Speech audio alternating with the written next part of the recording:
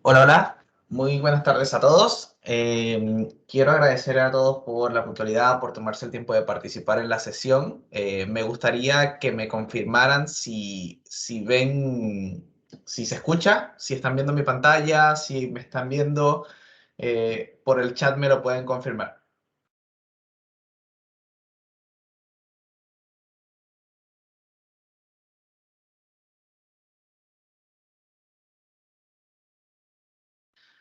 Buenísimo, perfecto. Bien, demos inicio a la sesión. Para quienes es primera vez que me ven o que me escuchan hablar, mi nombre es Henry García. Soy un ingeniero preventa de Microsoft para licencias online. Actualmente estoy como especialista por Azure Sales Enablement, así que van a estar viendo bastante de mí con respecto a sesiones técnicas del lado de Azure, también sesiones comerciales. Posiblemente estemos luego en conversaciones un poco más uno a uno, un poco más uno a pocos. Pero bueno, el día de hoy vamos a estar viendo la segunda parte o la segunda etapa de un curso no oficial de Azure Fundamentals. Esta sesión va a estar dedicada a dar un recorrido por los servicios principales de Azure, es decir, cuáles son los servicios que más tienen llegada, cuáles son los servicios que más se consumen y qué características tiene cada uno de estos recursos y bajo qué conceptos nosotros deberíamos pensar en estos servicios como tal para poderlos llevar. Básicamente, esta sección va a tener cuatro módulos, o sea, vamos a estar viendo temas de cómputo en Azure, vamos a ver temas de redes en Azure, almacenamiento y lo que tiene que ver con base de datos y analítica, ¿ok? Aquí también les estoy mostrando recursos de aprendizaje que en todas las presentaciones se los voy a hacer llegar, que son unos enlaces de interés donde ustedes pueden también poder estudiar por su cuenta, poder desarrollar no solo este módulo de aprendizaje o no solo esta ruta de aprendizaje, sino básicamente todas las certificaciones oficiales que Microsoft ofrece. ¿Ok?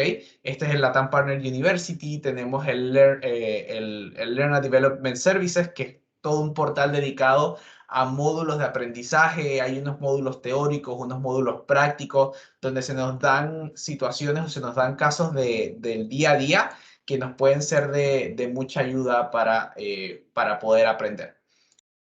¿Ok? Entonces, bien, vamos a partir un poco por el primer módulo que vamos a estar hablando sobre el cómputo en Azure, sobre la informática en la nube, todo lo que tiene que ver con aprovisionamiento de cómputo. ¿Ok?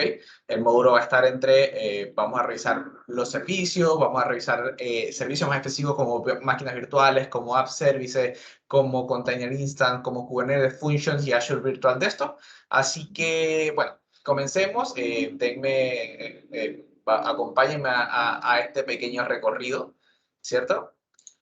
Entonces, vamos a ver un poquito como la introducción de qué va todo esto. Los cómputos o la informática en la nube son básicamente servicios a petición que nosotros tenemos. Entonces, nosotros podemos ejecutar aplicaciones que podamos tener, ¿ok? Nosotros con esto vamos a tener capacidad de poder almacenar recursos informáticos como procesador, como memoria, como una red o como un sistema operativo. ¿Ok? Y nosotros simplemente vamos a poder consumirlo por el tiempo que necesitemos, llámese el tiempo, minutos, horas, semanas, meses, etcétera, y solamente vamos a pagar los recursos que consumamos por el tiempo que los consumamos, ¿ok? Esto lo vimos en la primera sesión, que esto es uno de los beneficios y de las ventajas que tenemos nosotros con la nube pública, que es la capacidad de poder consumir de manera on demand específicamente lo que nosotros necesitemos. Entonces, nosotros tenemos una alta gama de servicios aquí sobre esta nube. Nosotros podemos también levantar ambientes para desarrollo, para pruebas, para ejecución de aplicaciones, para poder ampliar nuestras infraestructuras, nuestro data center. Y aquí vamos a tener la variedad a ver, Azure es una plataforma bastante agnóstica que actualmente es compatible con tecnologías Linux, con tecnologías Microsoft como Windows Server, con tecnologías de SQL Server, de Oracle, de IBM, de SAP, ¿ok? Entonces, cuando nosotros hablamos de las opciones de cómputos más destacadas, siempre nos vamos a encontrar con las máquinas virtuales, con los container instance, que es una tecnología que ha estado tomando mucho posicionamiento en el mercado durante los últimos años, ¿ok? Tenemos los app service y las Azure Functions, o que pueden ser informática sin servidor, son básicamente tecnologías serverless, ¿ok? Entonces, partamos un poquito de lo que son las máquinas virtuales. Las máquinas virtuales, nosotros podemos decir que son la emulación de software de un equipo físico. A nosotros, a estas máquinas virtuales, debemos hacer una configuración, tenemos que darle una capacidad de procesamiento virtual, una capacidad de memoria, un almacenamiento y recursos de red, ¿ok? Además, tenemos que hacer uso de un sistema operativo en el cual nosotros vamos a poder instalar y poder ejecutar básicamente cualquier software de sistema operativo que nosotros queramos, ¿ok? Funciona tal cual que un equipo físico. Nosotros podemos conectarnos a las máquinas virtuales dependiendo del sistema operativo a través de un escritorio remoto o a través de una consola de administración en las plataformas Linux, ¿ok?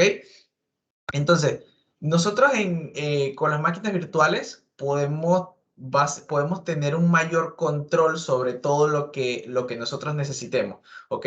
Si bien hace un momento mencioné de que en las máquinas virtuales nosotros debemos asignar una capacidad de procesador, una capacidad de memoria, una capacidad de disco, en esto en cierto sentido no es tan flexible como quizás es en un ambiente on-premise, donde yo sobre un servidor puedo levantar y puedo moldear exactamente la máquina a como yo la necesite. Nosotros en Azure tenemos ya como familias de máquinas virtuales prediseñadas, donde hay una proporción entre los virtual core que se tienen y la memoria RAM, por ejemplo, que se asigna, ¿ok?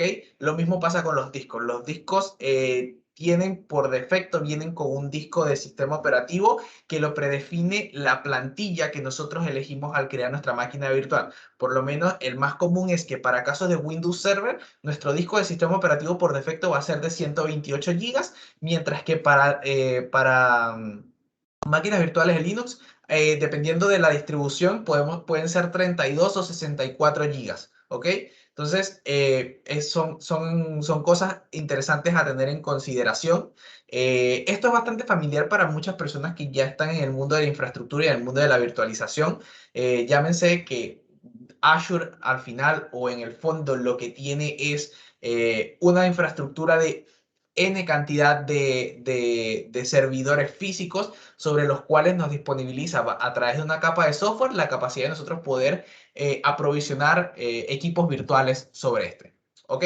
Entonces, dando un paso, también existe un servicio bastante interesante que se conoce como Virtual Machine Scaleset, ¿ok? Y estas son un conjunto de cómputo que nosotros podemos utilizar e implementar para administrar distintas máquinas virtuales de manera idéntica, ¿ok? Y nosotros poder hacer la distribución de tráfico entre ellas.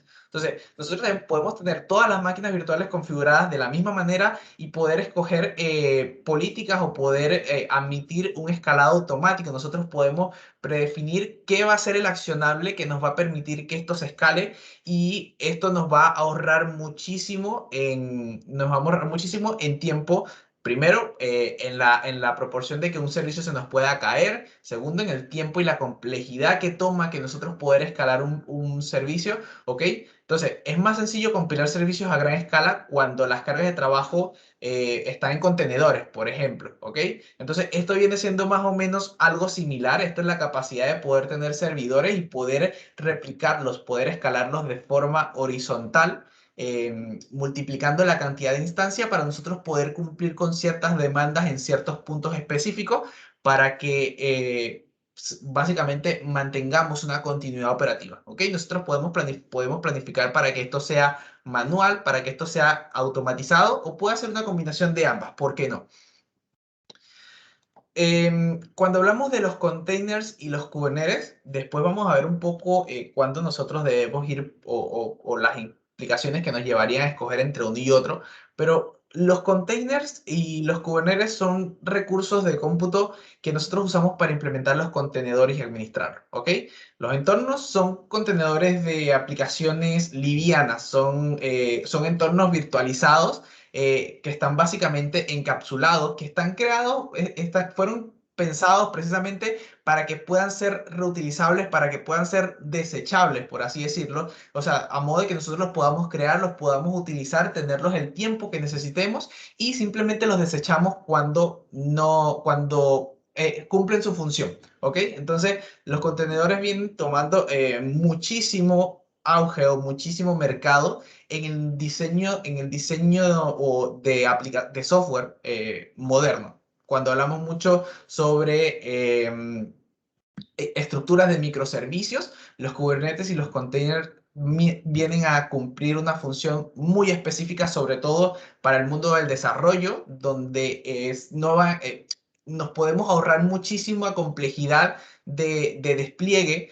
dado que podemos tener una versión de código local en la cual nosotros podemos encapsular todas nuestras dependencias aquí y llevarlas a un entorno de servidor exactamente como yo la tenía en mi computador. ¿Ok? Aquí es donde en el mundo de desarrollo es muy común que se rompan los servicios cuando despliegan a un servidor. Que se rompa por algún problema de compatibilidad de versión, por alguna dependencia que está faltando. Entonces los contenedores son totalmente amigables precisamente por eso. Nos encapsula todo lo dependiente de una aplicación para que ésta pueda correr sobre uno mismo. Por aquí veo que me están haciendo una pregunta en el que si debo poner una máquina virtual y luego los containers.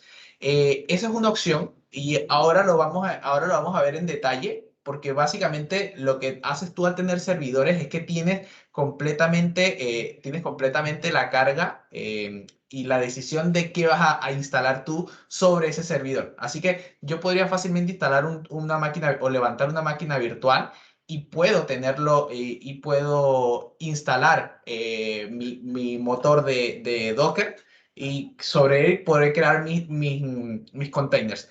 Pero esto que estoy haciendo mención de container y Kubernetes son como una solución administrada en donde yo no tengo que estar pendiente del sistema operativo. Yo simplemente voy a subir mi código, voy a subir mi imagen y esto funciona. Los temas de balanceador de carga en Kubernetes o Docker, los Kubernetes son precisamente los que van a tener, los que tienen la carga de administración. Más adelante lo vamos a ver también. Igual esto es tema complejo, es mucha tela que cortar, que creo que de hecho no es la sesión en la que entra ahí, pero es un punto importante que me gustaría de repente luego verlo en privado y ver cómo lo podemos manejar o podemos armar algún taller más especializado en eso. ¿Ok? Em, Punto siguiente, los app service. Los app service en lo personal son un servicio que me gusta muchísimo porque yo por lo menos soy muy del lado del desarrollo, me gusta mucho la parte de desarrollo y la infraestructura y la parte de DevOps. Entonces, con los app service yo siempre estoy desplegando servicios porque puedo implementar y escalar cualquier aplicación de API, cualquier aplicación web o básicamente en cualquier lenguaje, o por lo menos el lenguaje más reconocido en el entorno moderno. Llámese JavaScript, llámese Ruby, PHP, Java, .NET, ¿ok? Entonces, por lo menos estos tres servicios que les acabo de mencionar, Container, Kubernetes y App Service, fíjense que van muy de la mano a lo que les mencioné en la sesión pasada cuando hablábamos sobre la diferencia entre una infraestructura como servicio y una plataforma como servicio. Aquí es donde realmente se ve el valor de ambas cosas. ¿Ok? Por ejemplo, en los app service, yo básicamente lo que puedo hacer con un app service lo puedo hacer con una máquina virtual. Todo lo que yo haga con servicios administrados de Azure, yo los puedo hacer en máquinas virtuales. Entonces, ¿cuál es la función de esto? Es tratar de yo poder comprar comodidad o poder comprar la tranquilidad de no tener que encargarme de actualizaciones de seguridad, de actualizaciones del sistema operativo, de instalación de dependencia, sino que el servicio sea lo suficientemente inteligente para el poder crear o poder manipular la información que yo le doy con simplemente los datos. ¿ok? Cuando yo creo un app service, yo simplemente le voy a setear, este es mi lenguaje de programación, mi versión de lenguaje y yo le digo dónde va a estar el código, ¿ok? O sea, básicamente le digo qué repositorio va a ser, lo puedo subir por FTP, lo puedo subir desde Bitbucket, desde GitHub, desde Azure Repos, etcétera, ¿ok? Y también tenemos el tema de las funciones. Las funciones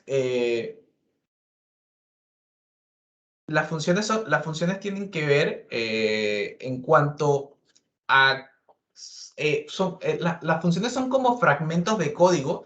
De hecho, básicamente son funciones de código que se ejecutan a petición. Entonces, estos son ideales si nos preocupa, o sea, por cuando tenemos un trabajo, cuando tenemos un proceso que no es demandado frecuentemente, que es bastante ocasional. Entonces, a lo mejor con las funciones, a lo mejor mantener este fragmento de código en todo un servidor o en todo un servicio dedicado no es tan costo eficiente y a lo mejor las funciones nos pueden generar un mejor consumo. ¿Por qué? Porque esto básicamente nos va a cobrar por tiempo de ejecución que tenga. ¿Ok?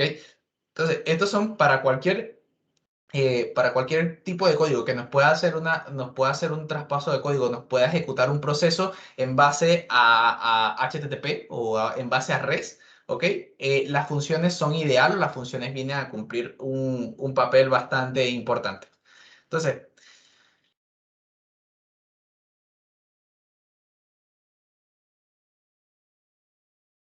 ok, ajá. Para parar un poquito aquí como en la sección, veo cómo se puede usar Ruby on Rails en un app service y se puede usar Ruby. Básicamente, yo le tengo que decir que ese es el lenguaje el que va a estar. Creo que uno de que no se puede usar o que no he visto, Go.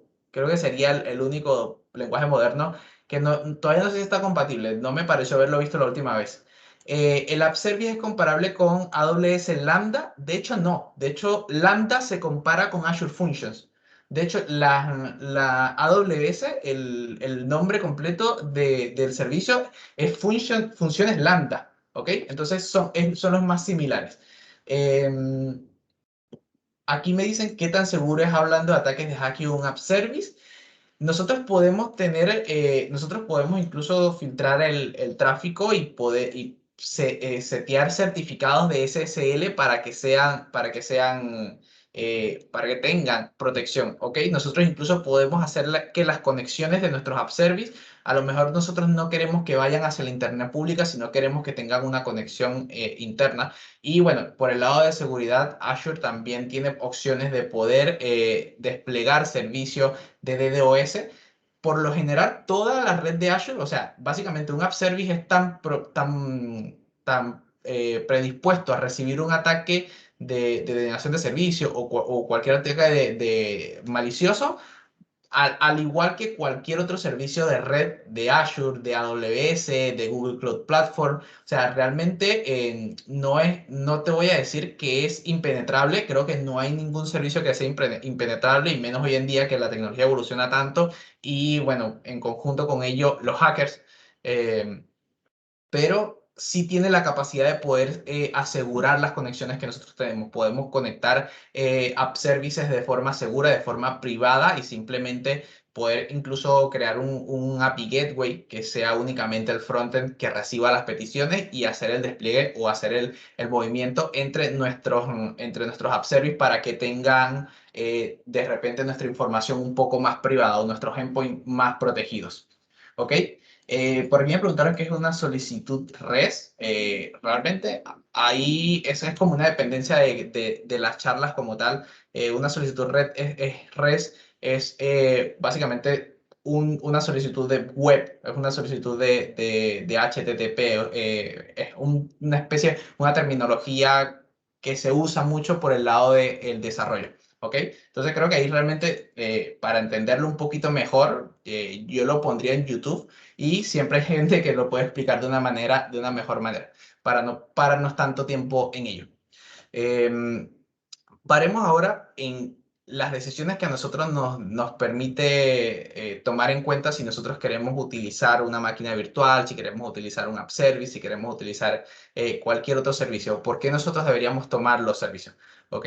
Entonces, por lo menos en el tema de los casos en las máquinas virtuales, básicamente es la capacidad de poder tener una infraestructura como servicio, es tener un servidor dedicado, bueno, no dedicado, pero un servidor virtualizado a disposición, que esto nos va a funcionar tal cual como si fuese un equipo físico. De hecho, conozco muchísimos clientes quienes utilizan una máquina virtual con un Windows 10 y esa es su herramienta de trabajo. Yo en lo personal lo hago, yo en lo personal lo hago de vez en cuando necesito algo de proceso acelerado, lo hago para algunas prácticas. ¿Ok? Entonces, ¿qué es lo que nos da la ventaja de las máquinas virtuales o por qué son interesantes? Porque tenemos control total sobre el sistema operativo. O sea, nosotros vamos a decidir todo lo que ocurre dentro del sistema operativo. Él básicamente nos va a entregar la plantilla como si fuese un notebook que nosotros estamos o un servidor que nosotros estamos instalando de cero y al cual nosotros tenemos que empezar a instalar todas las dependencias y todo lo que nosotros queramos. ¿Ok? Entonces, la máquina virtual ofrece la flexibilidad de virtualización sin que nosotros tengamos que adquirir un hardware, ni que tengamos que tener ni tengamos que mantener todo el hardware físico, todo el cableado, todo el tema de luz, ¿ok? Pero sigue teniendo, seguimos teniendo responsabilidad sobre ella. Nosotros somos encargados de configurar, actualizar, mantener todo el software que se ejecuta sobre ella. Las actualizaciones en bien son responsabilidad del cliente, es correcto. De hecho, en la responsabilidad compartida, Microsoft simplemente se va a encargar de que los discos estén siempre disponibles, de que el hardware esté siempre en el mejor funcionamiento. Ellos tienen mantenimientos planeados para estos equipos y todo lo demás, pero lo que corre como tal dentro de la máquina virtual es total responsabilidad del cliente. De hecho, es algo importante en temas de política de privacidad. Muchos clientes no se animan a probar la nube porque dicen que ellos no saben cómo va a estar siendo tratada la información que está dentro de los servidores y esto realmente es transparente, o sea, Microsoft no tiene acceso, ni siquiera puede entrar a la información que está en los discos, eh, ni siquiera puede entrar a la información que está en los discos, ni lo que está en nuestros servidores, ¿ok? Ese caso nos corresponde totalmente a nosotros. La seguridad, lo que tiene que ver con antivirus, la configuración de acceso, los puertos que nosotros abrimos de la máquina, todo tiene que ver con nosotros. O sea, Microsoft con las máquinas virtuales, Microsoft simplemente nos va a proporcionar la seguridad de su hardware, la seguridad de su red como tal y la responsabilidad de que mantenga siempre todo esto activo y en funcionamiento, ¿ok? De que siempre estén operativos los servidores. Pero todo lo que tiene que ver con dentro de la máquina virtual es responsabilidad nuestra. Entonces, ¿cuándo nosotros podemos usar máquinas virtuales? Durante etapas de prueba y desarrollo, cuando queramos utilizar aplicaciones ya directamente sobre la nube, ¿ok? Nosotros podemos crear la infraestructura, podemos levantar las aplicaciones, crearlas y a ver, te conozco clientes que consumen ERPs desde la nube, que se conectan a través de escritorios remotos y todo perfecto. También otro de los ejemplos de cuando nosotros podemos usarla es cuando queramos hacer una implementación híbrida.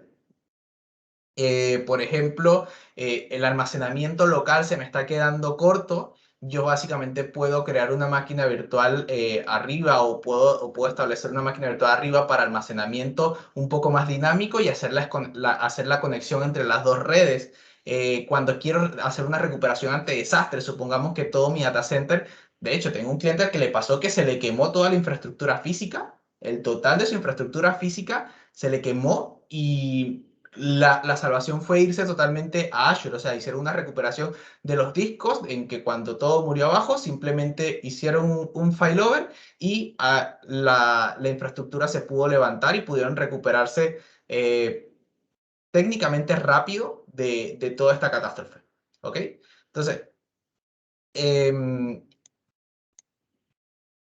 aquí viene un poquito la diferencia de cuando nosotros queremos, de repente cuando nosotros podemos utilizar los app service.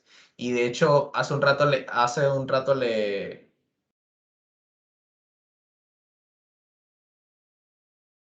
a ver, me dicen que las diapositivas no están cambiando durante la exposición. Pasa que las diapositivas son un poco más teóricas porque creo que es demasiado contenido como para volcarlos en tantas láminas, pero sí han ido cambiando. No sé si todo se les ha quedado pegado. Por lo menos ahora estoy viendo la que dice decisión de cuándo usar un app service. Debería estar ahora. Esa es la que se ve ahora?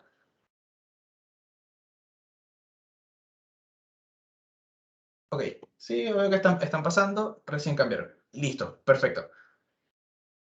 Perfecto. Entonces, bueno, ¿cuándo nosotros podemos utilizar los app service o qué es lo que nosotros podemos hacer?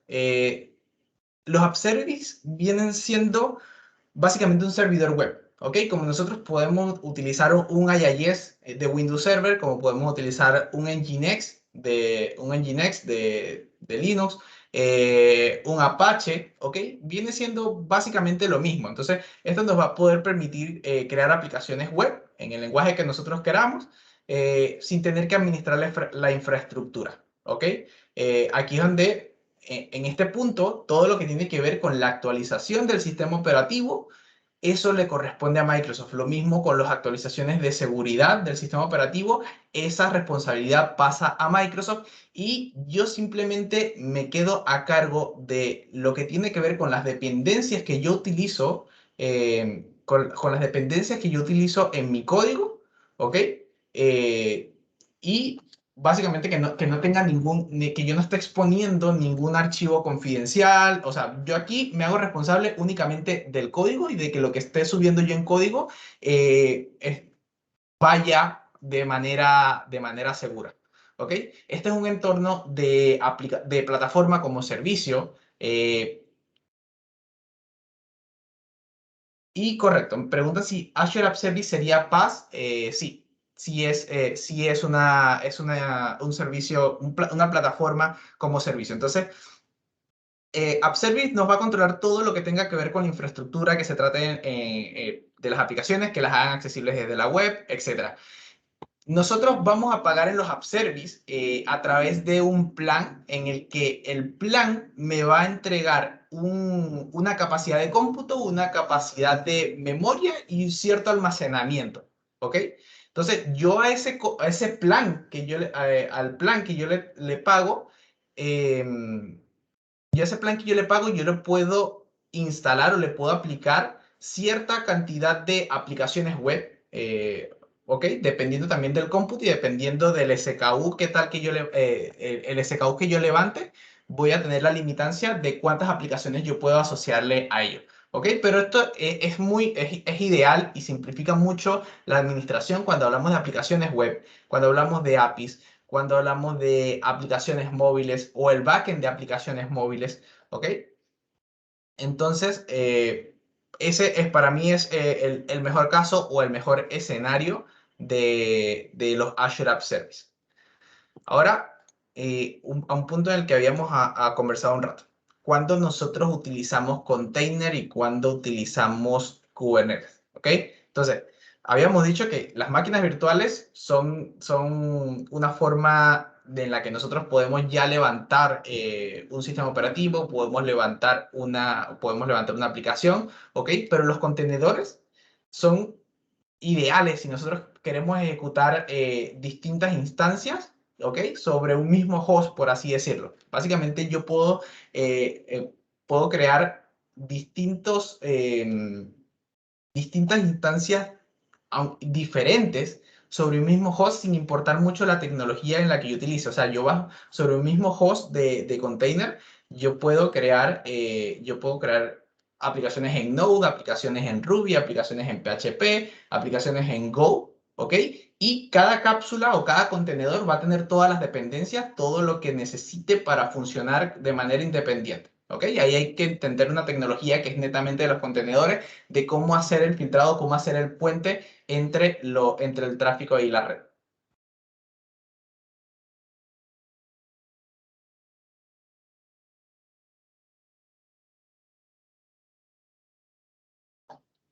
Ok. Ahora, ¿qué es lo que sucede o dónde es dónde empieza a tener Kubernetes la capacidad de entrar a trabajar? Cuando nosotros tenemos gran cantidad de contenedores, la tarea de Kubernetes es automatizar la administración de esto, ¿ok? Entonces, esto básicamente es como la orquestación. De hecho, es lo que se conoce como orquestación porque nos permite tener o nos permite manipular gran escala de servidores. Entonces, dependiendo de la solución que nosotros necesitemos, quizás estemos pensando en tener simplemente una instancia de contenedor, ¿ok? O si pensamos que nuestra instancia va a escalar y necesitamos establecer patrones de escalamiento, administración de conexión, el balanceo de cargas, administraciones de red o conexiones de redes, nosotros podemos llevárnoslo a Kubernetes Services. ¿Ok? Ahí hay que entender muchas cosas de los dos servicios. El uno y el otro no son precisamente similares o no tienen que ver con uno, sino que la tecnología de container es precisamente una. ¿Ok? Y para aprender de Kubernetes o para poder establecer servicios de Kubernetes, necesitamos saber tanto de containers como de Kubernetes. ¿Ok? No es que sean un servicio o el otro. Vamos a necesitar los dos.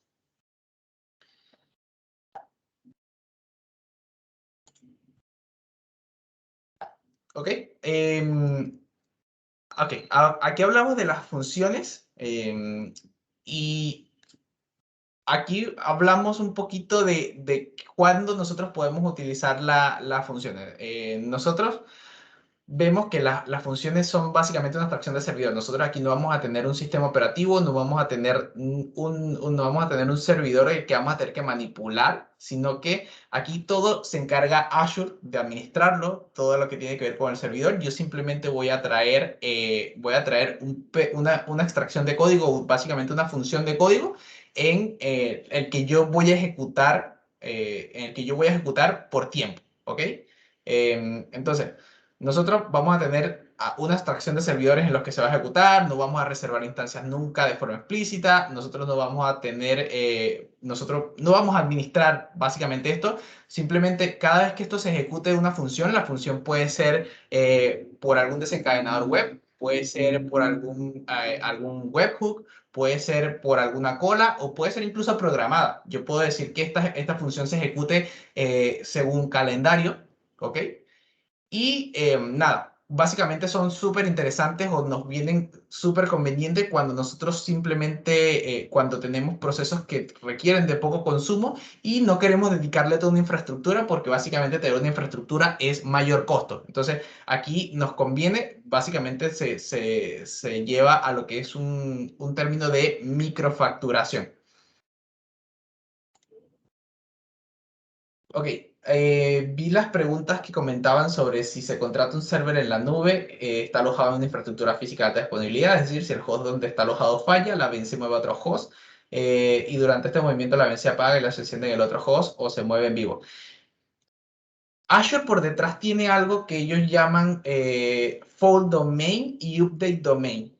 Es algo que viene por defecto implícito en que nosotros, Azure propone crear tres copias en tres racks diferentes de nuestra máquina, ¿ok? A modo de que puedan hacer ese movimiento y esto precisamente son para mantenimientos programados o para mantenimientos de fallas. ¿Por qué? Porque como ustedes comentan, todo esto está en una infraestructura física y al ser una infraestructura física es propensa a que pueda fallar. Entonces, la opción de mantener esa infraestructura es básicamente con esto por detrás.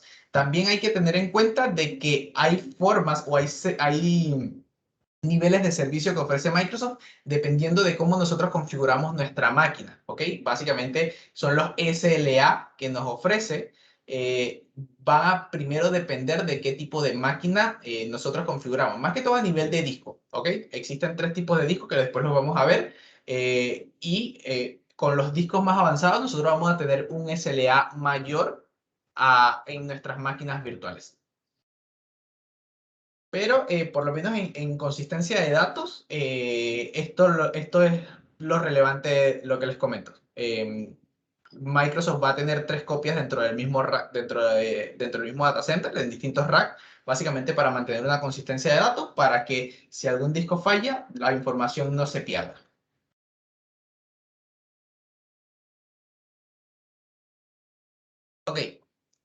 Ahora hablemos sobre un servicio bastante, no sé si polémico o bastante, o que ha estado mucho en boca durante el último año, que es Azure Virtual Desktop. ¿Ok?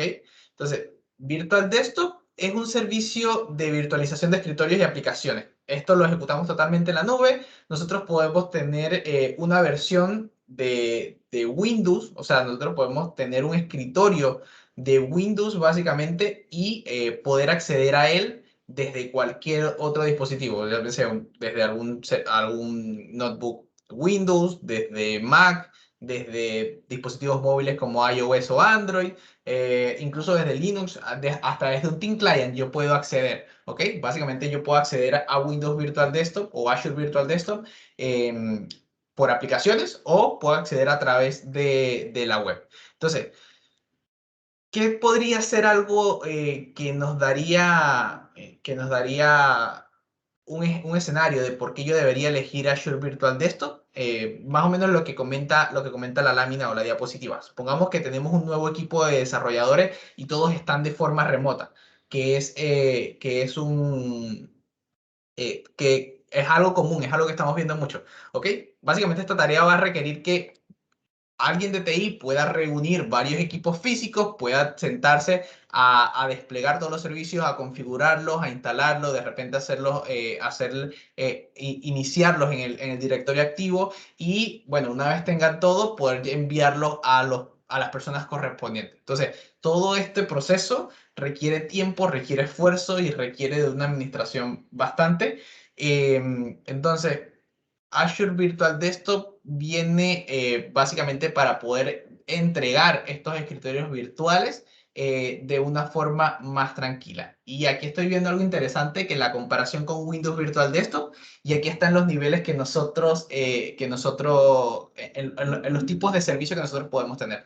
Azure Virtual Desktop es la plataforma como servicio de Windows 365. ¿Ok? Windows 365 es un software como servicio en donde me lo van a entregar paquetizado tal cual, pero yo básicamente voy a tener un SKU en el que va a tener toda la experiencia del usuario, voy a tener el disco asociado, entonces va a ser más una experiencia de software como servicio en el que yo voy a pagar mensualmente, lo ocupe o no. ¿Ok? En cambio, Azure Virtual Desktop, yo tengo la demanda o tengo la capacidad de poder administrar toda infraestructura y yo puedo levantar un servidor, supongamos, de 16 virtual cores con 64 GB de RAM y sobre este servidor o sobre este host, yo puedo levantar 7 sesiones, 8 sesiones de Azure Virtual Desktop o de Windows 10 o Windows 11. ¿Ok? Entonces, yo puedo incluso escalar la capacidad del servidor para que tengan mayor cómputo, puedo hacerla decrecer, puedo apagarlos y ahorrar costos, ¿ok? Pero en cuanto a administración es mucho más complejo. Necesito tener a alguien dedicado que sepa de la administración para que pueda desplegar todo este servicio. Entonces, con Windows 365 es mucho más sencillo, no hay una implementación técnica, es simplemente yo compro un Windows 11 con 4 virtual CPU, con 16 GB de RAM, con 500 GB de almacenamiento y tengo mi entorno para entrar. Entonces, si me lo pregunto, yo puedo hacer rendir mucho más el dinero con Azure Virtual Desktop a nivel económico, pero a nivel administrativo se compleja mucho más. Entonces, no sé si les quedó clara la comparativa, la diferencia, o los dejé más confundidos.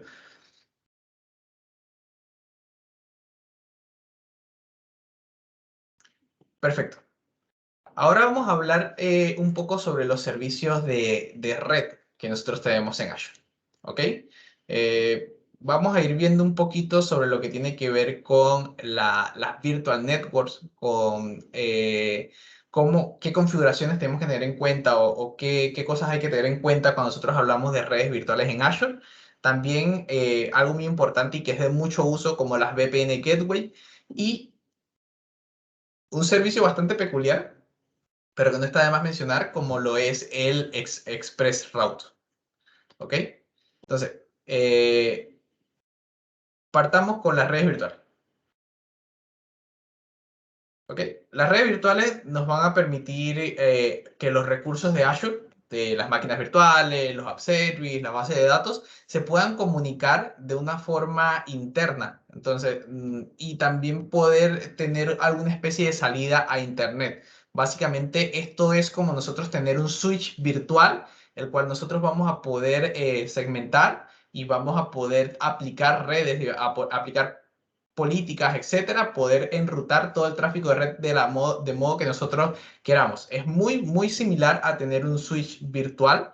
Entonces, ¿de qué somos responsables nosotros? Nosotros tenemos que segmentar, nosotros tenemos que definir cómo va a ser la comunicación a Internet, cómo va a ser la comunicación entre estos recursos, cómo se va a hacer la comunicación con recursos locales, que bueno, para esto está un poco el VPN Gateway, ¿ok? Y lo mismo, el tráfico de red, cómo va a ser enrutado. Entonces, por lo menos en aislamiento y segmentación, nosotros podemos crear distintas máquinas virtuales, perdón, distintas redes o virtual networks en Azure. Nosotros podemos configurarlas a modo de que los espacios de IP, a modo de que los espacios de IP puedan tener sus intervalos de IP pública, su IP privada, y de hecho nosotros podemos establecer las redes virtuales para que utilicen servidores de DNS. Nosotros podemos hacer que éstas se comuniquen entre sí. Existe, para comunicar dos redes virtuales de Azure, existe algo que se llama el Virtual Peering, ¿ok? Y lo único que nosotros necesitamos para hacer esto posible es que los espacios de IP, los segmentos o nuestros rangos de direcciones no se superpongan el uno con la otra. Pasa lo mismo con una VPN Gateway, ¿ok? Yo creo que en un rato más, en la siguiente voy a explicar un poco la diferencia entre peering y VPN. Eh, entonces, cuando nosotros queramos comunicarnos, por ejemplo, con sitios locales, con un entorno físico. De hecho, voy a explicar un poquito la diferencia entre el peering y las VPN. Cuando nosotros hablamos de peering es el emparejamiento de dos redes virtuales de Azure, pero la condición que deben tener esta es que las dos redes pertenezcan a Azure. ¿Ok? Aquí da lo mismo si yo lo tengo en una región diferente o lo tengo en la misma región, son simplemente dos redes virtuales que yo puedo hacer que se conecten. Me dijeron que, por acá me preguntan que si el switch virtual tiene costo. La red como tal, no. El servicio de armado de red no tiene un costo. Lo que puede llegar a tener un costo es la transferencia de datos. Por ejemplo, los datos que se comunican dentro de un mismo data center. Si yo tengo una red virtual, esa red virtual va a estar en una sola región y yo voy a crear servicios, puedo crear distintos servidores que van a estar conectados a esa red virtual y entre ellos se van a estar comunicando. Ese traslado de paquete tampoco tiene costo. ¿Por qué? Porque es algo local. Pero si yo armo un emparejamiento con una red virtual que está en otra, que está en otra región, yo ahí tengo un traslado de información que va a través de un túnel de Microsoft, un túnel global de Microsoft, pero ese traslado sí tiene costo, ¿ok? Lo mismo si yo quiero tener salida a Internet, o sea, el tráfico de salida hacia Internet, Azure me lo cobra. Básicamente todo lo que yo ingreso a Azure, todo lo que es de entrada, es gratuito, todo lo que es de salida tiene un cobro.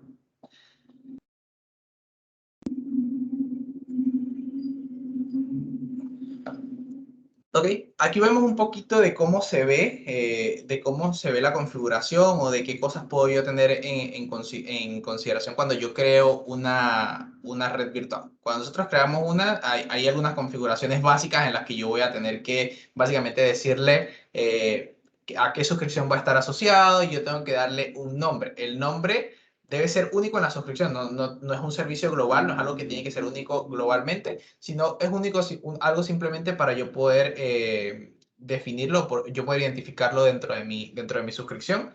Y lo que sí es importante es el address space o lo que vendría siendo el rango de direcciones, ¿ok? Porque esta arquitectura es lo que me va a permitir a mí yo poder en futuro hacer la comunicación con otras redes. Entonces, es algo importante. Esto realmente es netamente de alguien que trabaje con redes quien debe hacerse cargo de esto. Y bueno, básicamente todo esto es casi todo es modificable una vez después de revisar, después de crear y todo. O sea, básicamente cuando yo lo tengo en funcionamiento, yo puedo modificar mi arquitectura de red también. ¿Ok? No, no es algo con lo que yo me casaría por ahí.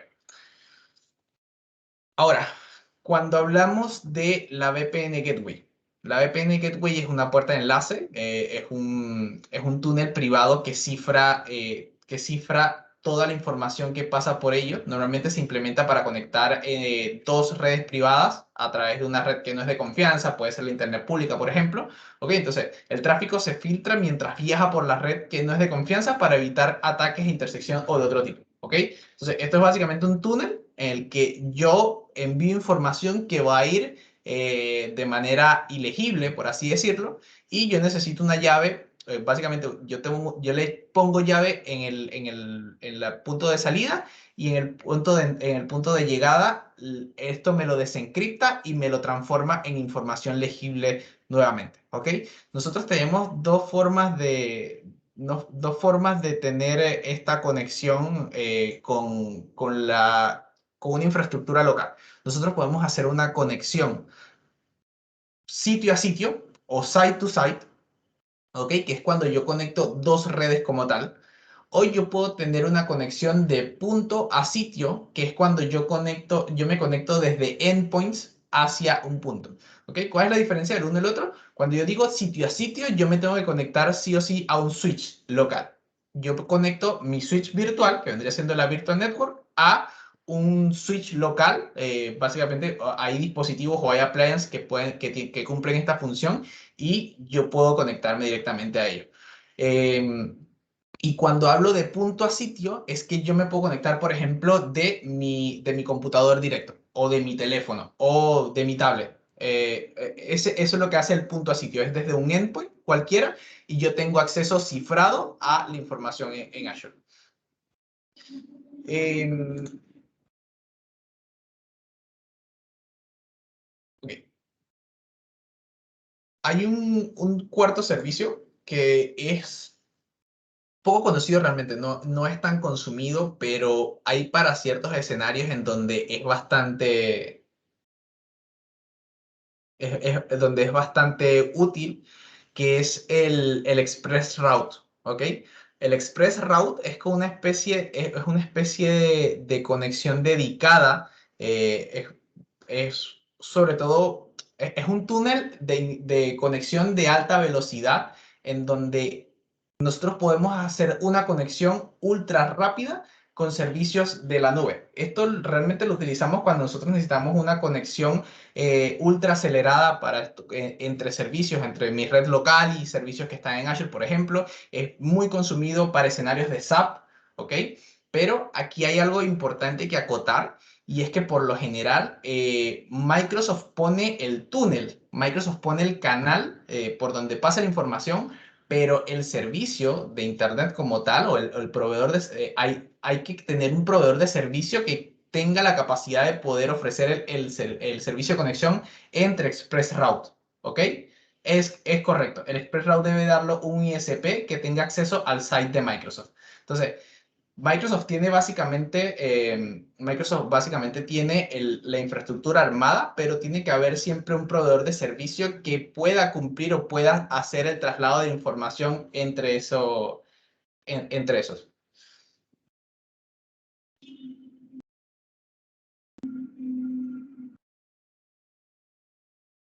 Ok, una de las cosas más difíciles de dimensionar son los requisitos de red. ¿Cómo saber o qué herramientas usan para saber si se requiere un VPN o un Express Route? De hecho, buen punto. No he descubierto una herramienta, no he descubierto una herramienta hasta ahora que me sirva para dimensionar o para entender cuándo optar por el uno o el otro. Realmente todas las veces que lo hemos tocado ha sido o por solicitud explícita de los clientes o por solicitud explícita de algún fabricante del que tengamos que tener algún servicio en Azure o básicamente al ojo por ciento. ¿Ok? No, no hay una herramienta que nos permita saber o nos permita medir por cuál optar entre uno y otro.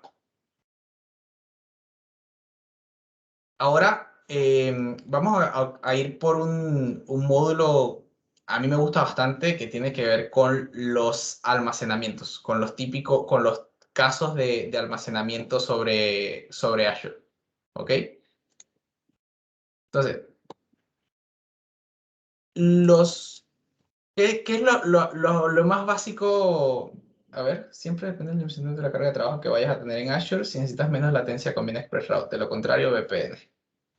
Ok, gracias por el aporte, Oliver. Em, a ver, vamos a empezar por lo principal. Cuando nosotros queramos utilizar una cuenta de almacenamiento, las cuentas de almacenamiento se representan a través de una cuenta o un nombre de almacenamiento en el cual nosotros sobre este mismo nombre vamos a tener los distintos elementos o los distintos tipos de almacenamiento que nosotros podemos tener. Ahora les voy a dar un poco más el detalle de cuáles son estos. Entonces, básicamente una cuenta de almacenamiento nos va a dar un espacio único para los datos de Azure. Nosotros podemos acceder a ellos desde cualquier lugar a través de solicitudes HTTP o solicitudes web.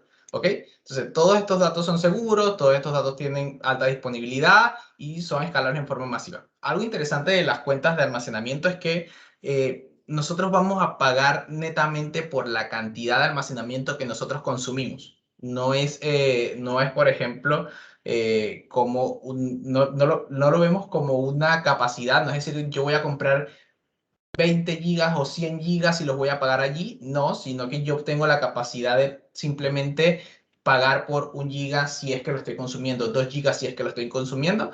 Eso para la mayoría de los servicios, hay un disco en específico, hay un servicio en específico que sí me reserva la cantidad de espacio, pero ya les voy a explicar el por qué, que precisamente es el que viene a continuación, y es los disk storage o los discos.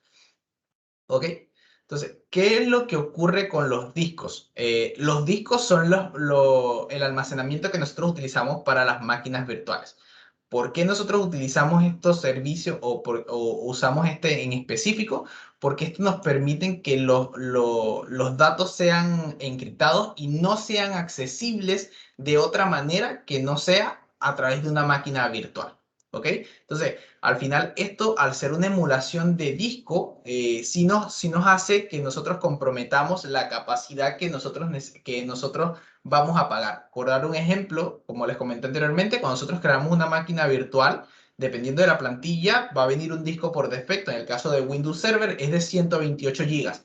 Entonces, inicialmente yo no voy a estar consumiendo esos 128 gigas. A lo mejor yo tengo 30 gigas consumidos, 60 gigas consumidos, pero al ser disco, el servicio de disco sí me va a cobrar el costo de almacenamiento adquirido. Yo puedo luego escalar esta capacidad. Yo puedo empezar con 128 gigas y luego escalarlo a 256, a 512, a 1 tera, etcétera, ¿ok? Y eso es netamente lo que voy a pagar. Los discos tienen distintos niveles de rendimiento, que aquí también esto es un punto importante en lo que hablamos sobre los SLA de las máquinas virtuales. Nosotros tenemos capacidad de acceder a discos SSD, que son a unidades de disco duro, o discos duros de estado sólido, o los HDD, que son los típicos discos giratorios.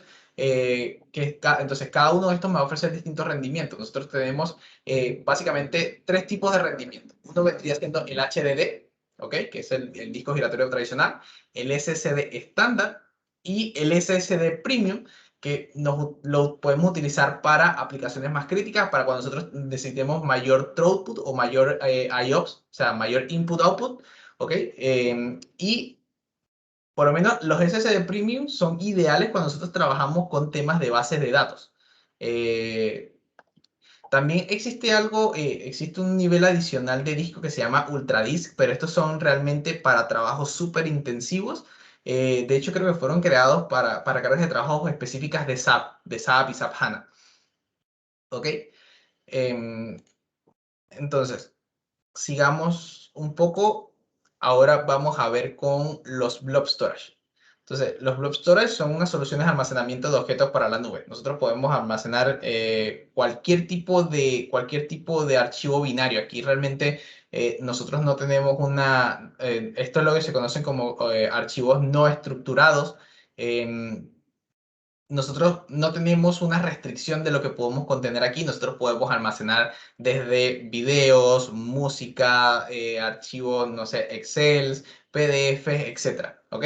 Entonces, cuando nosotros vemos que los blobs no están condicionados no están condicionados a ningún tipo de archivo o a ningún tipo de extensión de archivo, ¿ok? Nosotros lo utilizamos mucho para hacer la comunicación con aplicaciones. De hecho, los blobs se utilizan muchísimo cuando nosotros queremos visualizar imágenes o documentos directamente desde el explorador, desde el navegador, cuando nosotros queremos crear un streaming de audio y video, cuando queremos almacenar copias de seguridad, copias de restauración de ante desastre, copias de archiving, etcétera. Entonces nosotros podemos utilizar este tipo de tecnología. Fíjense un poquito cómo funciona el diagrama. Nosotros tenemos nuestra cuenta, luego nosotros tenemos nuestros contenedores. ¿Ok? En los contenedores nosotros podemos caracterizar básicamente qué tipo de archivo va a ser y los blobs como tal van a ser el archivo final. Entonces, lo que me ofrecen los blobs es, a mí me entregan una URL a la cual yo después voy a poder acceder a esta información y yo puedo incluso establecer políticas de seguridad a nivel de archivo, a nivel de contenedor o a nivel de cuenta. ¿Ok? Yo esto lo puedo hacer para que tengan acceso solo a las personas que yo necesito y hoy yo puedo básicamente cerrar todo el tráfico a nivel global. Esto es interesante porque a lo mejor yo quiero que mis aplicaciones, que mis servicios web tengan acceso a través de protocolos de conexión a estos archivos, pero yo no quiero que alguien con la URL pública lo pueda descargar. ¿Ok? Entonces, yo con esto puedo limitar a que decirle desde qué puntos él va a tener una conexión segura y confiable y desde qué puntos va a rechazar la conexión. Si ustedes son curiosos, realmente pueden encontrarse con que los blob storage los tenemos y trabajamos con ellos en el día a día. Si usan mucho, no sé, si ven temas de Mercado Libre, si ven temas de imágenes en Google, se pueden fijar siempre en las URLs de las imágenes que puedan ver o de los archivos que puedan ver o puedan descargar y se van a encontrar muchos de que siempre van a estar con servicios de Azure o el otro competidor es Amazon S3. ¿Ok? Entonces, básicamente todas las imágenes con las que nosotros trabajamos o nos encontramos, nos vemos en anuncios, en blogs, en reportajes, en cualquier sitio web que nosotros podamos encontrar, se van a tomar la sorpresa de que muchas veces están almacenadas en blob storage. ¿Ok? Entonces, me parece que es una de las herramientas favoritas para los desarrolladores. Entonces, hay un último tipo de archivo o de almacenamiento que son los Azure Files. Entonces, los Azure Files eh, son recursos SMB o recursos a nivel de red en los que nosotros podemos utilizar para compartirlos entre Windows, Linux, Mac. A ver, creo que para hacerlo un poquito más simple o un poquito más simplificado, si han tenido experiencia con lo que es el file share de Windows Server, esto realmente viene siendo bastante similar. Es la capacidad de poder yo tener un almacenamiento a través de red, un almacenamiento compartido. Entonces, yo puedo conectar estos files a una máquina virtual o puedo incluso conectarlos a un disco. O sea, puedo conectarlos a mi propio equipo y yo voy a ver este tipo de archivo o este tipo de almacenamiento como si fuese un disco de red. ¿Ok? Entonces, esto viene siendo como si fuese una nube para mí o para mi equipo, para mi entorno de trabajo. Entonces, hay muchas aplicaciones que actualmente utilizan recursos compartidos. De hecho, Azure facilita que la migración de las aplicaciones que comparten datos pueda ser un poco más fácil. Entonces, nosotros podemos montar el recurso compartido que nuestra aplicación está consumiendo actualmente, ¿ok? Y la aplicación va a quedar trabajando de la misma manera. Nosotros podemos simplemente referenciar dónde va a estar esto. Entonces, es súper interesante porque muchas veces cuando los clientes tienen un almacenamiento SMB on-premise y se están quedando sin recursos, se están quedando con almacenamiento, básicamente para ellos poder agrandar eso, deberían tener que adquirir hardware e instalarlo. Entonces, los Azure Files realmente le dan una extensión de los archivos en la nube, en el que simplemente van a pagar por la cantidad de gigas que consuman, por la cantidad de tráfico que puedan tener, los procesos de lectura y escritura que puedan tener, ¿ok? Pero es muy interesante lo que se puede llegar a lograr con esto. Esto viene siendo también como tener una especie de un SharePoint. No es precisamente el mismo servicio de SharePoint, pero sí cuando nosotros usamos SharePoint como un almacenamiento compartido entre equipos, el Azure Files nos puede cumplir esa función bastante bien. ¿Ok? Ok. File serverless, sí, sí, no es tan serverless, viene siendo una plataforma como servicio. Viene siendo como una plataforma como servicio porque al final por detrás hay una infraestructura, en algún momento, en algún lado hay un servidor que lo está corriendo, hay disco dedicado, etcétera. Viene siendo más una plataforma como servicio un file share de Windows Server.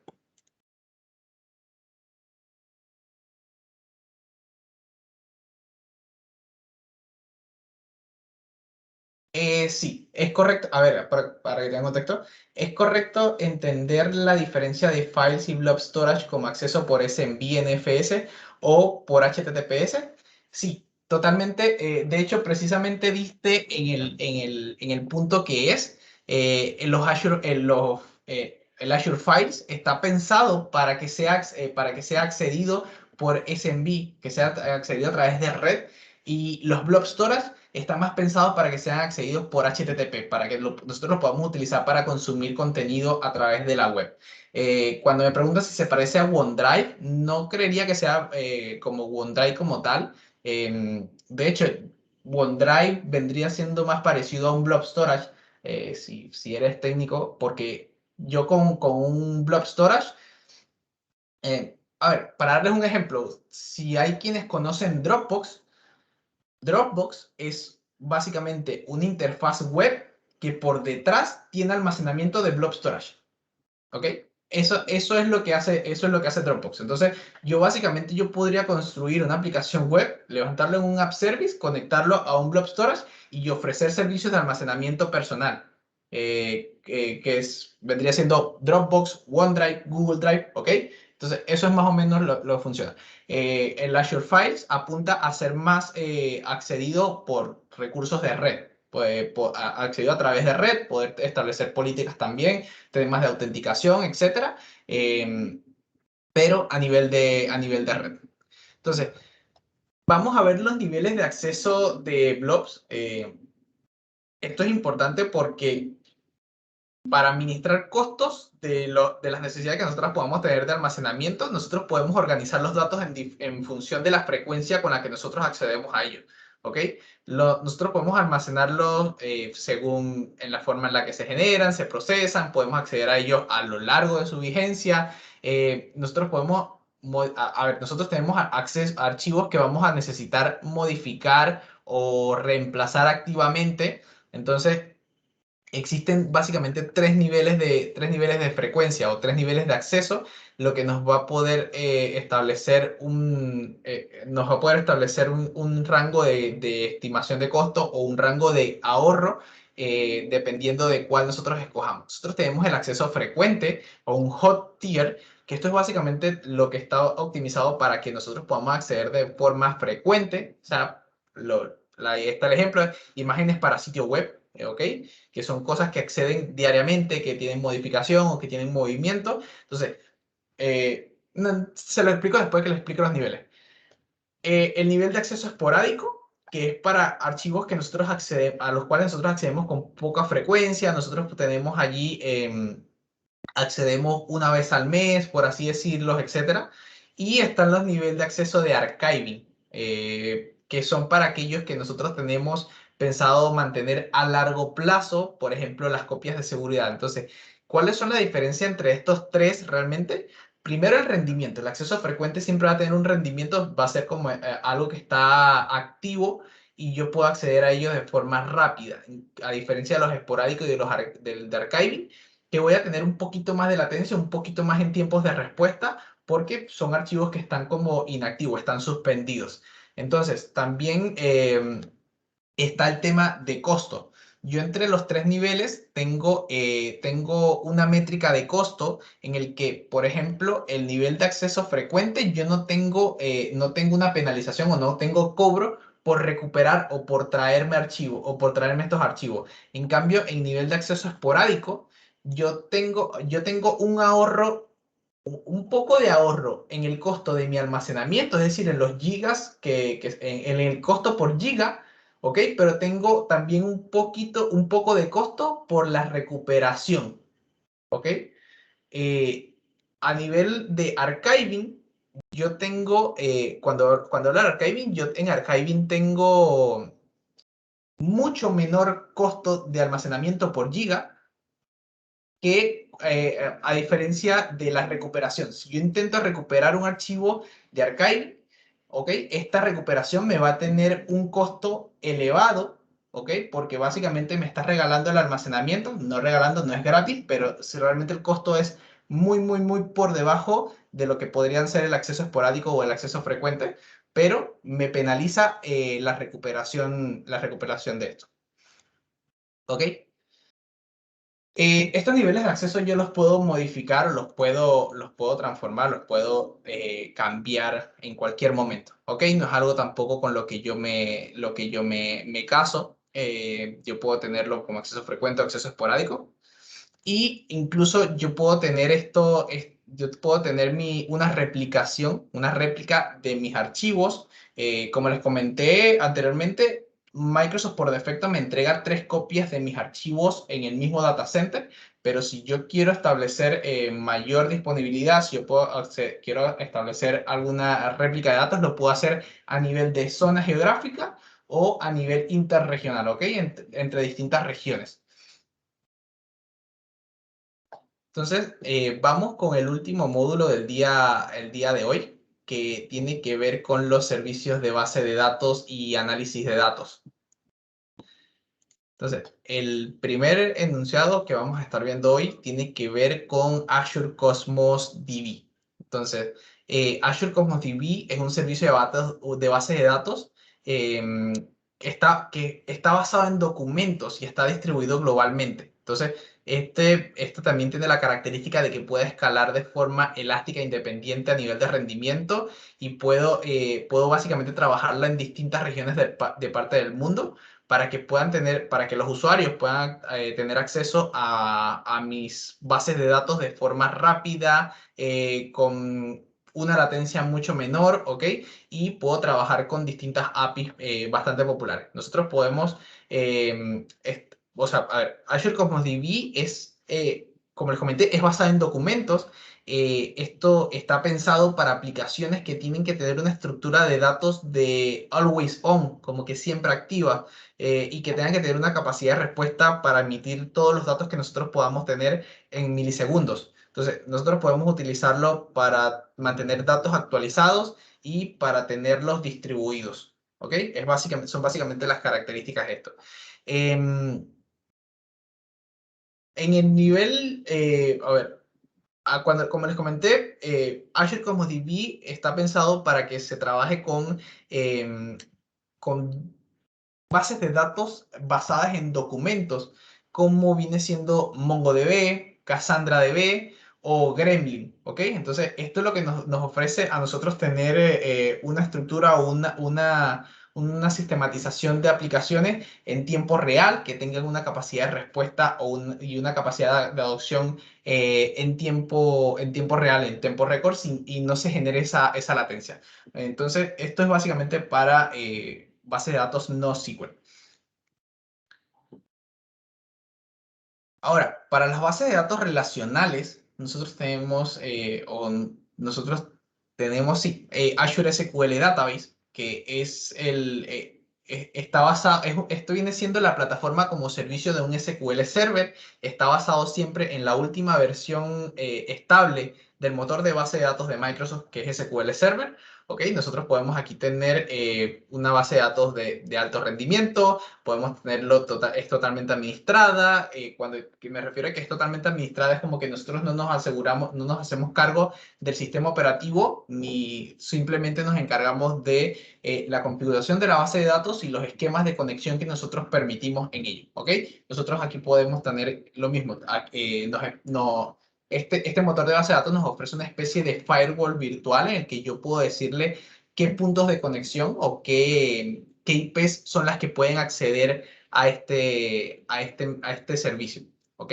Entonces no es algo que va a estar, aunque nosotros lo podamos ver que accedemos a ello a través de la web, que pueden tener acceso a nivel de HTTP o a nivel web, esto no significa que está expuesta a Internet, sino que es simplemente la administración la que yo puedo tener a este tipo de nivel. ¿Ok? Entonces, es una plataforma como servicio. Nosotros vamos a concentrarnos únicamente en lo que son nuestras bases de datos y en nuestros datos y todo lo que tiene que ver con las actualizaciones, las revisiones, las copias de seguridad y todo eso, eso lo tiene Microsoft, como que cubierto. Interesante de este servicio es ya de por sí viene con capacidades de alta disponibilidad. Entonces, nosotros podemos centrarnos únicamente en administrar nuestra base de datos, en hacernos que esté pura, por así decirlo, que esté. Ok, si existe un servicio como este, ¿en qué casos tendría sentido utilizar SQL en una VM? Muchas veces con las aplicaciones legadas vas a necesitar bases de datos o versiones de bases de datos legacy, por así decirlo.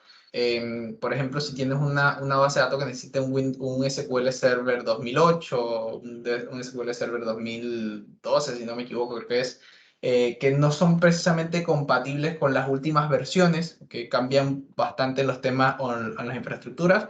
En esos casos te conviene tener en una VM o también cuando te guste netamente tener el control, cuando quieras tener absolutamente el control de todo esto. Pero como te comento, realmente cuando nosotros hablamos de plataforma como servicio, y aquí algo importante, en temas de costo, no significa precisamente que las plataformas como servicio vayan a ser más económicas en nivel de costo y en nivel de consumo, y es algo que muchas veces los clientes suelen tomar en cuenta a mi parecer y desde mi punto de vista, las plataformas como servicios son un poco más costosas que una máquina virtual, pero porque yo necesito menos tiempo para poder hacer uso de estas mismas o necesito menos capacidad para poder estar administrando. Entonces, como que yo realmente lo que pago en algo, me lo estoy ahorrando en otros factores. Pero realmente va muy de la mano con lo que los clientes se sientan cómodos. Hay distintas formas de poder establecer el por qué o el por qué un servicio o por qué otro. Tiene que ver mucho con lo que nosotros nos sintamos códigos. Si a mí nos sentamos cómodos, perdón. Si a mí me lo preguntan, yo desde el lado del código me siento muy a gusto con las plataformas como servicio. O sea, porque pierdo mucho menos tiempo en levantar una máquina virtual, en instalar servidores, instalar dependencias y todo. Es como que simplemente levanto el servidor, saco la cadena de conexión, lo agrego a mi aplicación y ya tengo la conexión establecida. Entonces,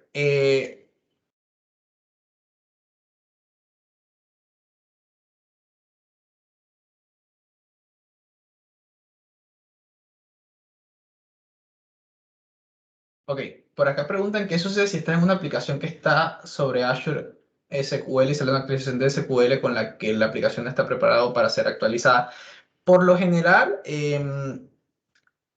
Si eso ocurre, Microsoft tiene que avisar, Microsoft avisa de que va a estar siendo, de que va a estar siendo modificada la estructura o el motor de base de datos per se, y siempre te va a dejar tener las dos versiones, por lo menos hasta cierto punto, va a soportarte las dos versiones, precisamente porque se entiende que cambiar o estructurar la información de una aplicación no es algo sencillo, no es algo que alguien pueda hacer de un día para otro.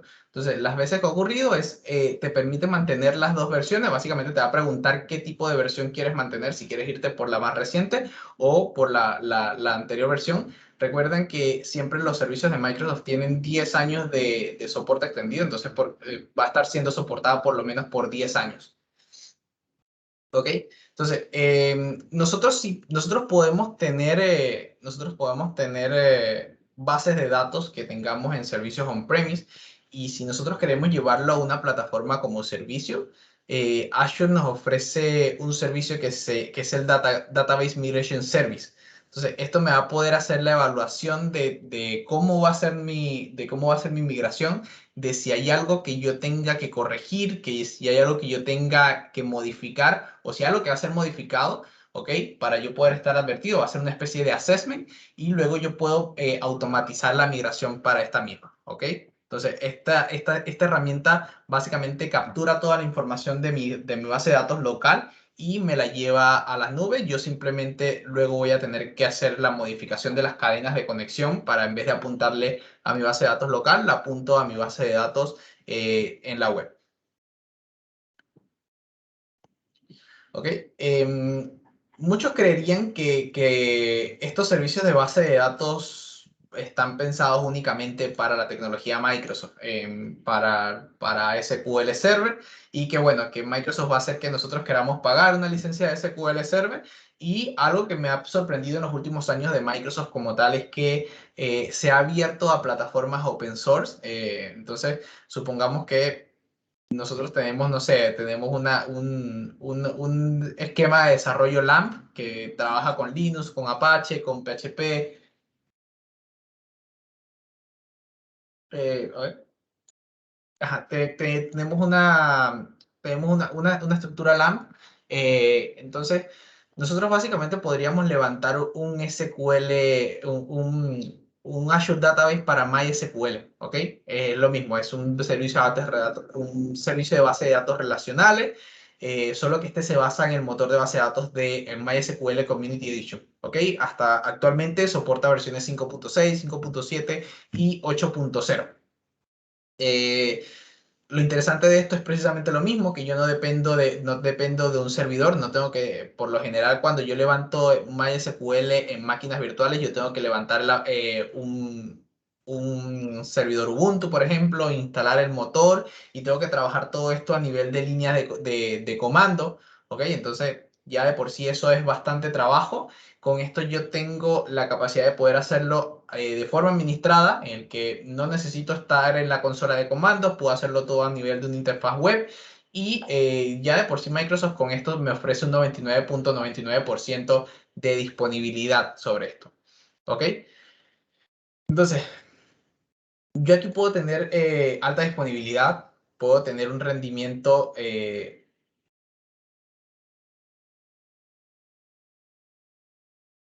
A ver, me pregunta, ¿servicio de backup para base de datos cuando se trata de servicios PaaS como Azure SQL o Azure MySQL? Sí existe, de hecho creo que eso va a estar en las siguientes sesiones, en las próximas sesiones está el servicio de backup y ahí vemos, pero sí existe el Azure Backup que soporta los servicios de bases de datos, ¿ok? Entonces, básicamente lo que yo tengo para MySQL, todo lo mismo, la capacidad de tener un servidor administrado, la capacidad de poder hacer una escala automática, la alta disponibilidad, la capacidad de poder tener copias de seguridad automáticas. Yo lo tengo también para otra base de datos que ha estado tomando que ha tenido mucha participación en los últimos años en el mercado, que es PostgreSQL, ¿ok? Entonces, aquí también está el tema de que yo PostgreSQL tengo la capacidad de poder implementarlo como un servidor único, ¿ok? Es decir, una única instancia en donde yo voy a tener toda la base de datos, o yo puedo tener también la capacidad de hacer una hiperescala, que con la hiperescala yo voy a poder hacer una especie de proceso paralelo de distintas instancias de SQL. O sea, es como que es algo similar a lo que les mencioné del Azure Scale Set. Yo voy a poder replicar la cantidad de instancias o la capacidad de cómputo que pueda tener esta base de datos para que ejecute todas mis consultas o ejecute todo mi proceso y me pueda rendir de forma más eficiente. ¿Ok?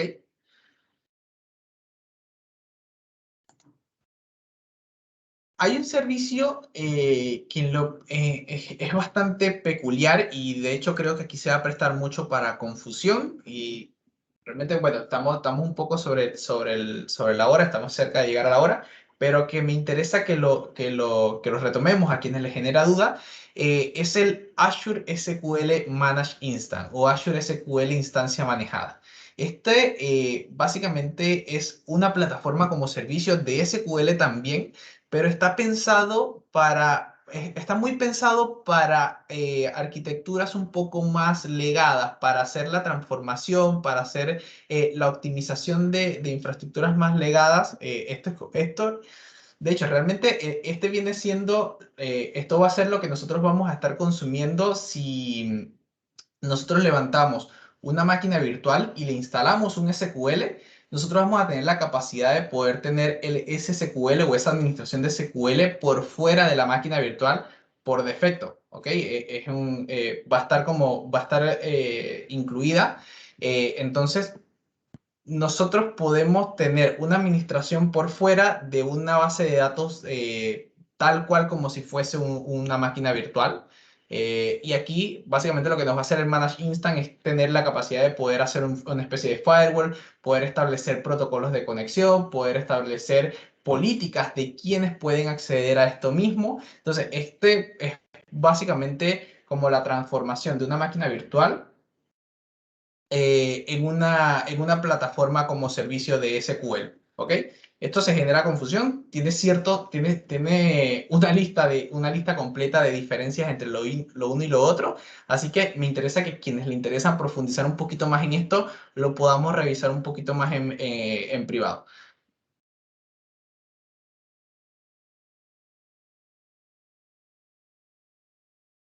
Ok, me comenta que se debe retirar. Si vamos a enviar el link como la vez anterior, sí, el link va a ser enviado. La presentación va a ser enviada también durante esta semana.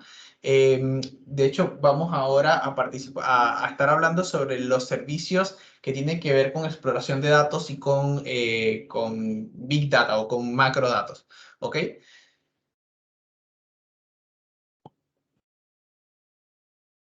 Ok. Los temas de los datos últimamente se ha vuelto bastante complejo. Nosotros buscamos, aquí nos pone, por ejemplo, un escenario en donde nosotros recopilamos información básicamente de cualquier tipo de fuente. Nosotros podemos traer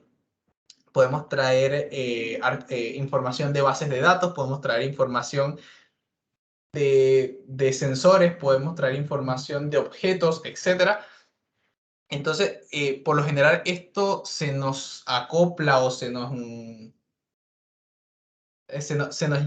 se nos llena de mucha información que nosotros tenemos que encontrar la forma de cómo poder extraerla, de cómo poder interpretarla, de cómo poder transformarla y procesarla. Entonces, ahí es donde entran todas las tecnologías que tienen que ver con el análisis de datos, con los servicios de Big Data. Entonces, hay distintas formas de trabajar con esto, o hay distintas organizaciones que se encargan de mantener estándares sobre esto. Una de ellas es en Apache, con Apache Sparks. Entonces, ok, aquí vamos a ver un poquito sobre los servicios que nosotros tenemos por el lado de Azure para lo que tiene que ver con la analítica. Entonces, partamos con lo que es Synapse Analytics. Entonces, antes esto se conocía como SQL Data Warehouse, que esto nos permite hacer un análisis de datos empresariales. A ver.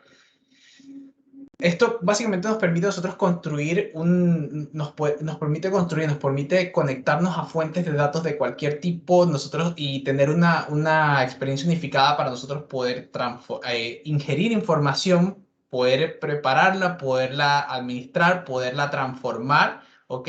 Y poderla tener de forma inteligente o poder armar esquemas de inteligencia artificial en base a esto, ¿ok?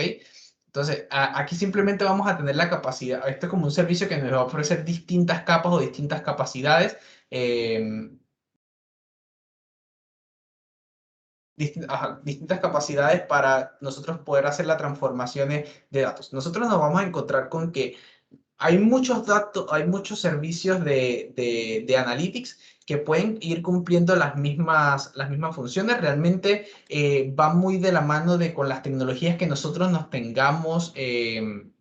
Con las que tengamos injerencia o con las que tengamos conocimiento o nos sentamos más cómodos. Por ejemplo, tenemos Azure HD Insights, que es un análisis de servicio, es un servicio de análisis de código abierto totalmente administrado para empresas. Entonces, esto nos va a permitir ejecutar servicios de ETL con distintas esto no, ya, estoy viendo que están teniendo otra conversación por el lado del chat, así que voy a cerrarlo un poquito para evitar la distracción. Ok.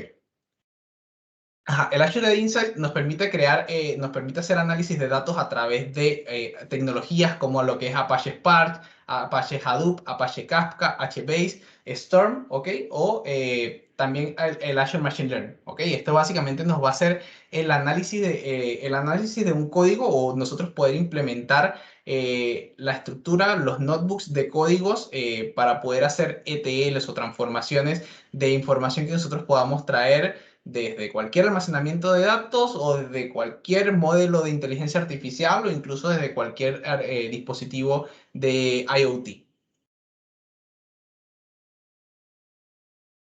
¿Ok? También tenemos Databricks. Databricks nos permite levantar o poder armar los clústeres para poder hacer el entrenamiento de modelos de inteligencia artificial. Esto nosotros podemos hacer, o Databricks va muy de la mano con la Apache Foundation. De hecho, trabaja con Apache Spark como tecnología como tal. ¿Ok? Y aquí nosotros nos podemos trabajar con distintos lenguajes de programación como Python, como Scala, como R, como Java, ¿ok? Y poder utilizar también los frameworks de Data Science como TensorFlow, PyTorch y Scikit, ¿ok? Por último, por el lado del Analytics, tenemos Azure Data Lakes Analytics, que esto nos permite trabajar servicios a petición de servicio de datos. Nosotros podemos aquí tener, de hecho, esto es más que todo pensado para mantener gran cantidad de datos, poderlas almacenar y poderlas trabajar con ellos. Muchos de los servicios que les acabo de mencionar, de hecho, se comparten o se comunican entre sí, em, pero ya la capacidad de poder trabajar con uno con otro, como les comentaba, va muy de la mano con lo que nosotros podamos, con lo que nosotros nos queramos sentir cómodos o con el tipo de proyecto que nosotros queramos manejar. ¿Ok? ¿Qué es la ventaja del Data Lake? Es que nosotros podemos trabajar servicios de ETL on demand. Aquí no vamos a tener toda una infraestructura armada todo el tiempo, sino que vamos a tener simplemente el almacenamiento y el proceso lo vamos a estar utilizando únicamente cuando lo requiramos, ¿ok? Entonces, con esta última lámina, acabo de terminar mi presentación. Se me olvidó una vez más agregar la de agradecimiento al final. Estamos también justos de tiempo, así que espero, bueno, quiero darle las gracias a los que quedaron hasta el final. Veo que fueron realmente bastante participativos. ¿Ok? Aquí me comentan que me parece que en la sesión pasada se habló de participar de este evento, podemos aplicar el examen de certificación gratuitamente. No es con esta sesión con la que se tiene el acceso perdón, no es con esta sesión con la que se tiene acceso al examen de certificación. Les comentaba que hay unos eventos que Microsoft entrega en los que si ustedes participan es básicamente, son los Virtual Training Days de Azure Fundamentals, donde si ustedes participan, les van a entregar el voucher para que puedan rendir el examen. De hecho, voy a ver si les puedo compartir. Entiendo que el próximo va a ser para el 24 de...